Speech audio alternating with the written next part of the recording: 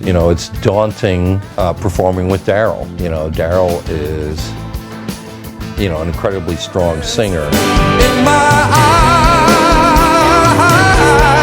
He's a motherfucking great singer and a great guitar player.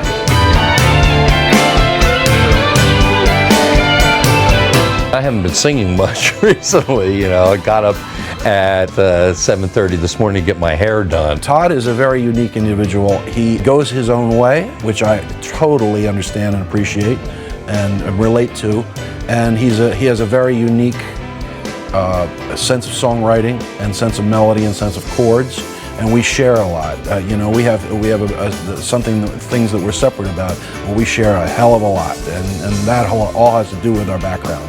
Music scene in Philadelphia is very strong. It had a very big R&B component in a way. Not just Gamble and Huff, because that all kind of came afterwards. That was the 70s.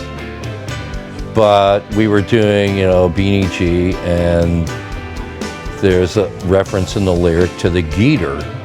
And the Geeter is a Philadelphia DJ named Jerry Blavitt, who pretended to be black on the air and played all R&B records and black music. And that's the connection, is that we got to hear music in Philadelphia. I guess we were close enough to Mason-Dixon line or something like that, you know. During Utopia is when John and I did the War Babies album. So that's when that's when I first got friendly with Todd.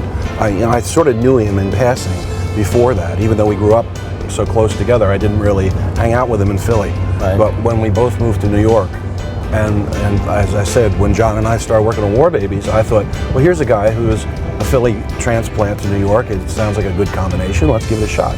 You know, we worked together when we were both sort of like making our bones, as they say. You know, we were both very early on in our careers when we first got together to work on War Babies.